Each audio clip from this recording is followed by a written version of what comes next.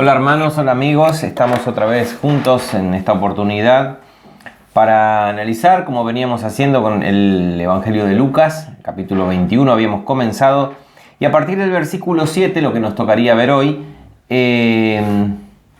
nos vamos a encontrar con un discurso profético de Jesús, del Señor Jesús. Un discurso profético porque justamente tiene que ver con los últimos tiempos, o más bien con todo lo que vendría a partir de su muerte, su resurrección y la nueva dispensación que se abría, básicamente dando lugar a la entrada a la salvación de todos los no judíos, los llamados por los mismos judíos, los gentiles. Es importante este texto porque Jesús hace de alguna manera un resumen, dándonos elementos.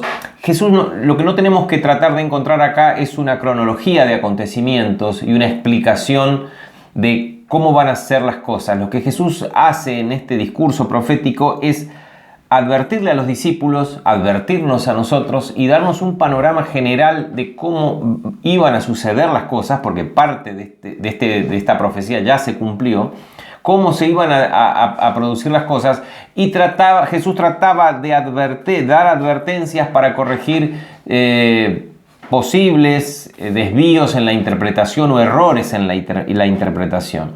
Este discurso lo vamos a encontrar de manera muy parecida en los tres primeros evangelios, los llamados sinópticos.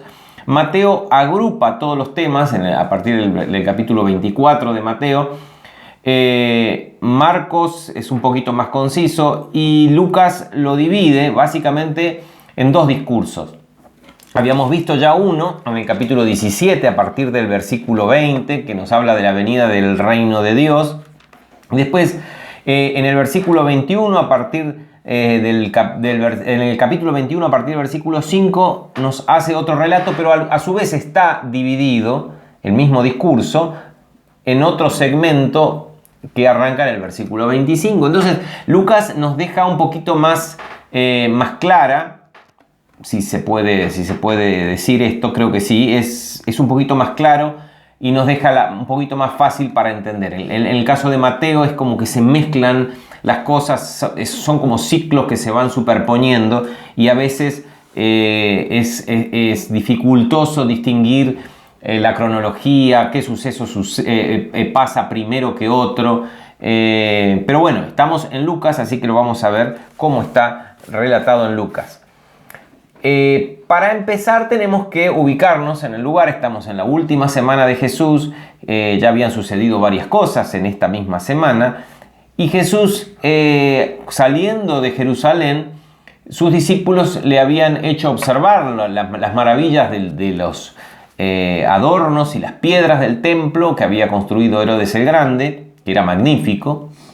Y Jesús le dice que miren, todo lo que ustedes están viendo acá, que es tan hermoso, todo lo maravilloso de este templo, les digo que no va a quedar piedra sobre piedra que no sea destruida. Ya habíamos hablado la última vez de cómo esto sí se cumplió en el año 69, 70, en la llamada Guerra de los Judíos, cuando Jerusalén fue completamente destruida. Inclusive llegaron a pasar un arado sobre el lugar donde había antes sido construido este templo. Realmente la palabra de Jesús se cumplió dramáticamente al pie de la letra. No quedó piedra sobre piedra en esa ciudad y en ese lugar.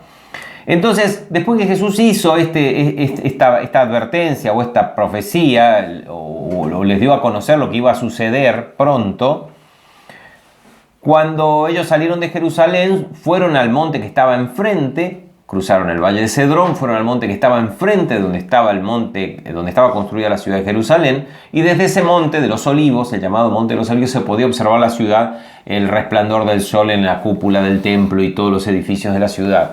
Así que tenemos que tener en cuenta ese panorama.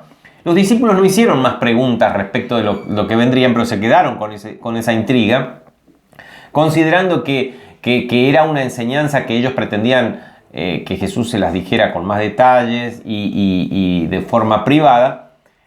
Le preguntaron, una vez que estaban sentados allí, solo los discípulos a Jesús, y le dijeron, y ahí leo el versículo 7, le preguntaron los discípulos diciendo: Maestro, ¿Cuándo será esto? Fíjense que Lucas no nos dice quién hizo la pregunta, solamente dice le preguntaron. Sabemos por Lucas y Marcos que eran los discípulos. Es más, inclusive fíjense que en Marcos 13, si vamos al Evangelio de Marcos, en el capítulo 13,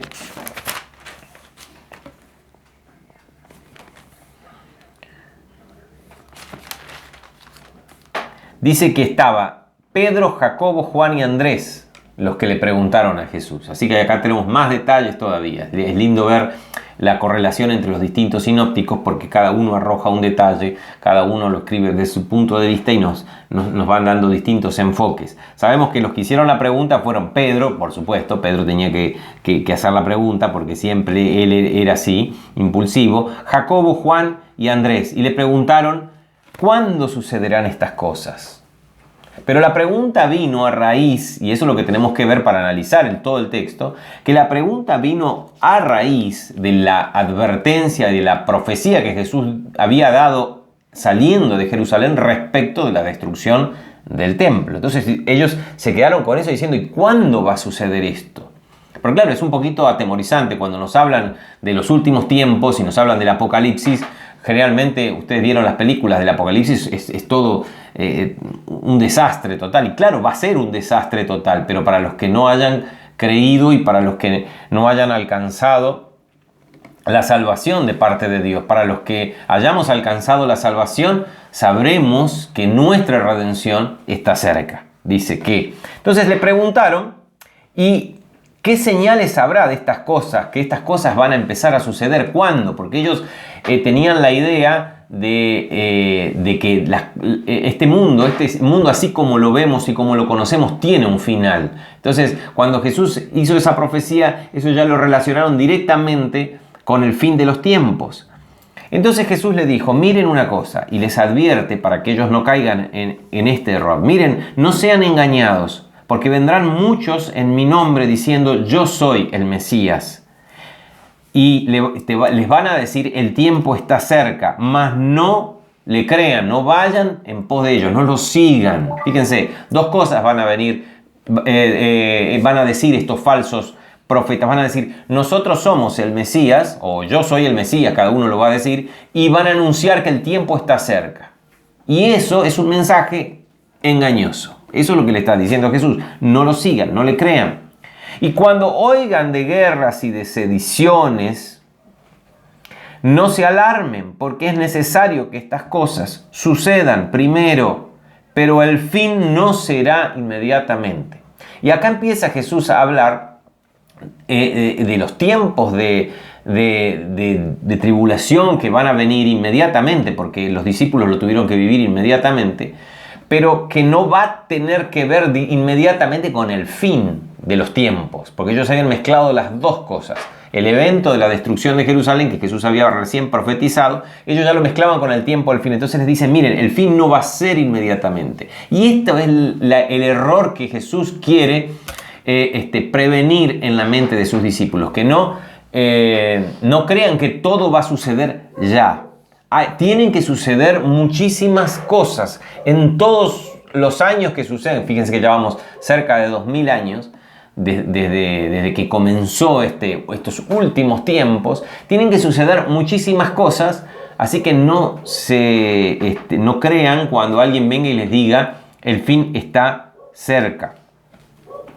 Entonces les dijo, porque tienen que suceder muchas cosas. Fíjense, se levantará nación contra nación y reino contra reino. O sea que va a haber guerras mundiales, va a haber un desastre, con un ambiente de enfrentamiento entre naciones. Fíjense, nación contra nación y reino contra reino. Y habrá grandes terremotos y en diferentes lugares habrá hambres y pestilencias. Y habrá terror y grandes señales del cielo.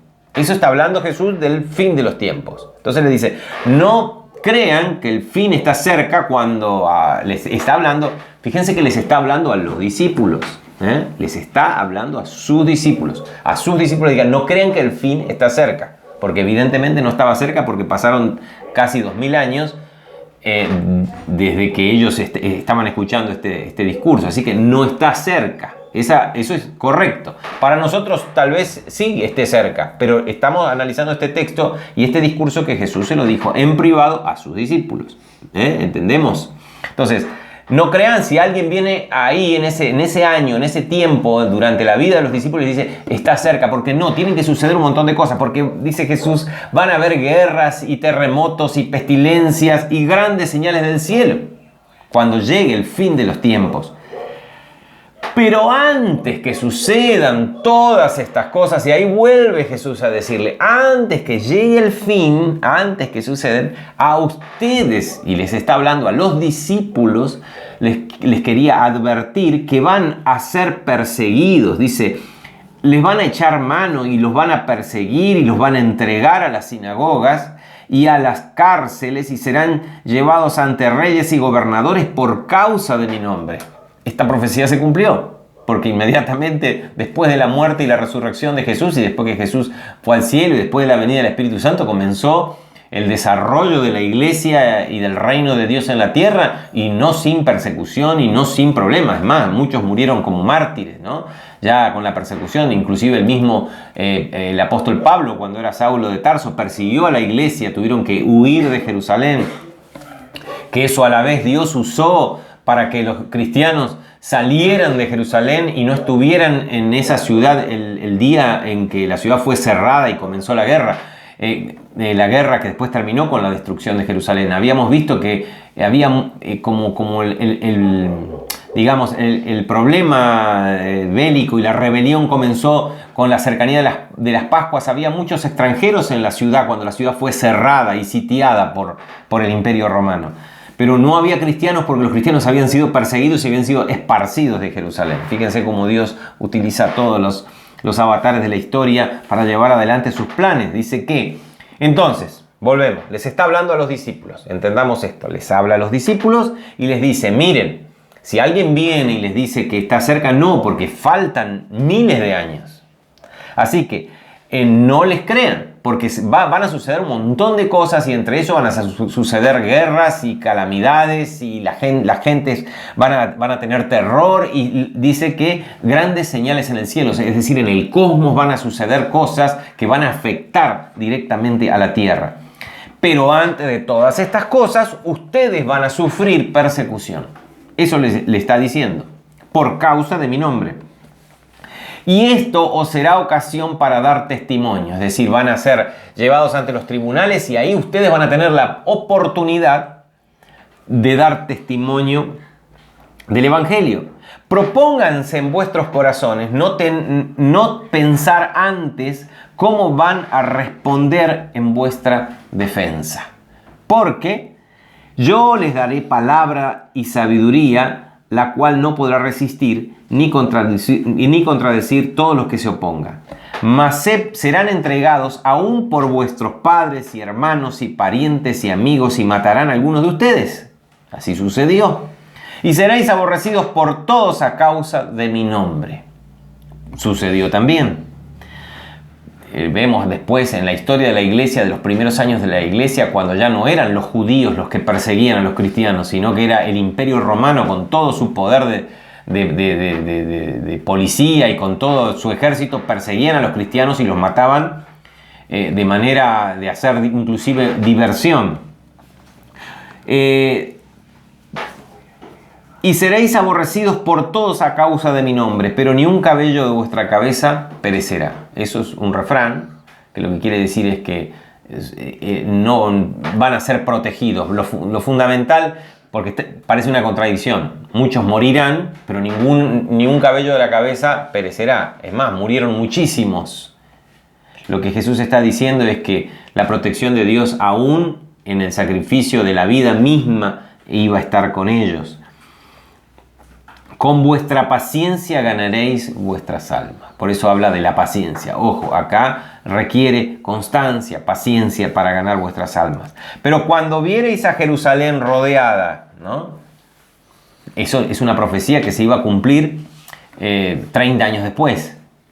Cuando viereis a Jerusalén rodeada de ejércitos, sepan que su destrucción ha llegado. Entonces los que estén en Judea huyan a los montes, y los que y los que en medio de ella váyanse, y los que estén en los campos no entren en la ciudad, porque estos días son días de retribución, de pago, de juicio a la ciudad de Jerusalén. Ya habíamos leído antes cómo Jesús hizo un lamento sobre la ciudad por su incredulidad y su soberbia, para que se cumplan todas las profecías que están escritas respecto de esta ciudad. Más hay de las que estén encintas en aquel momento y de las que críen en aquellos días, porque habrá gran calamidad en la tierra e ira sobre este pueblo. Está hablando específicamente sobre lo sucedido en esa ocasión, en el año 69-70 de nuestra era. Y caerán a filo de espada y serán llevados cautivos a todas las naciones.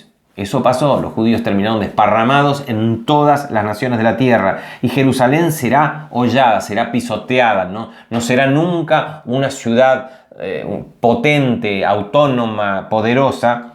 Será hollada por los gentiles, hollada por los gentiles, recuerden, gentiles, los no judíos, hasta que los tiempos de los gentiles se cumplan. Y acá entramos nosotros. Acá entramos nosotros, porque toda esta profecía es una advertencia directa de Jesús a sus discípulos. Vuelvo a insistir, en ese momento les está hablando. Entonces uno dice, bueno, ¿y para qué? ¿Dónde entramos nosotros? ¿Cuál es el papel que jugamos nosotros? Primero,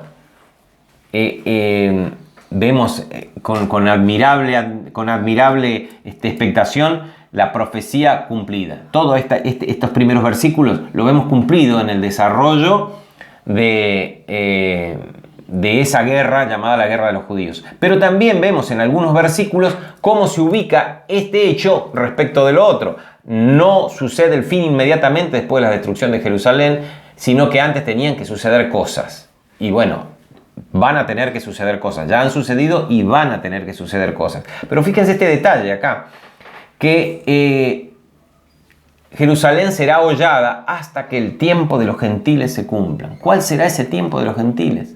Es como que ahora, antes los gentiles eran los incrédulos y la palabra de Dios estaba en manos y la verdad estaba en manos de los judíos. Pero por razones del plan de Dios, los judíos estaban cegados, en general, no todos, porque muchos judíos son cristianos, muchos judíos han llegado a la fe y han creído.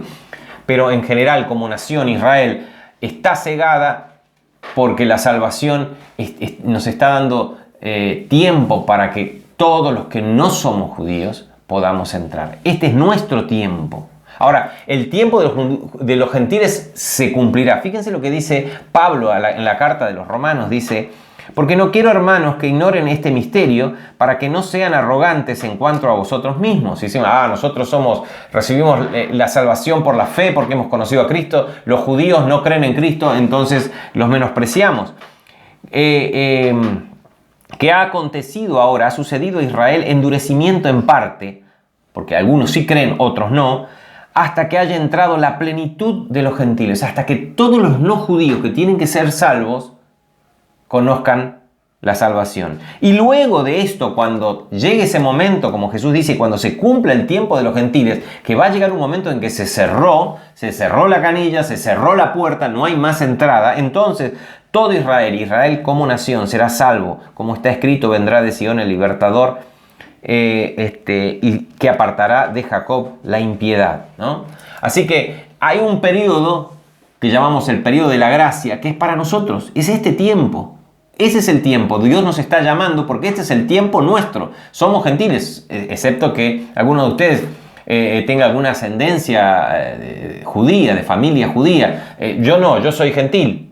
Es mi tiempo, es el tiempo en que Dios me llamó y es el tiempo en que nosotros tenemos que responderle sí, porque llegará un momento en que nuestro tiempo, el tiempo de los gentiles, se acabará y Dios se ocupará de su pueblo y lo va a restaurar y lo va a llamar y le va a dar también entrada a la salvación, inclusive como nación, porque dice en ese mismo pasaje de Romanos, Pablo le dice, porque irrevocables son los dones y el llamamiento, es decir, el llamamiento que ha tenido la nación de Israel como el pueblo de Dios es irrevocable. Un día esa nación entrará también en la salvación. ¿Por qué es importante este discurso y por qué tenemos que ver los acontecimientos finales como algo importante? Porque cuando venga el Señor en la segunda venida, como lo vamos a ver en la siguiente charla a partir del versículo 25, es lo que nosotros estamos esperando, es la redención completa de nuestra vida. Dios ahora nos llama y redime y nos transforma en nuestro espíritu, va transformando nuestra mente, pero cuando Él venga vamos a ser transformados en espíritu, alma y cuerpo y completamente terminados. Y vamos a poder conocerle a Él tal cual es, no a través de la fe, no haciendo un esfuerzo tremendo para tener alguna idea de quién es Él y cómo es Él. Le vamos a ver cara a cara, claramente. Y vamos a también, cuando Él venga, vamos a realmente ver la maravilla que ha hecho Dios en nuestra vida durante todo el tiempo que le hemos respondido y que hemos seguido su voluntad. Así que con esperanza tenemos que mirar, no con temor de los acontecimientos finales por el apocalipsis y los desastres que están previstos, sino lo que tenemos que tener es la expectación de la segunda venida, porque ese es nuestro día, el día de nuestra salvación. Eso lo vamos a ver bien la próxima charla. Hasta aquí la charla de hoy, gracias por acompañarme. Nos vemos.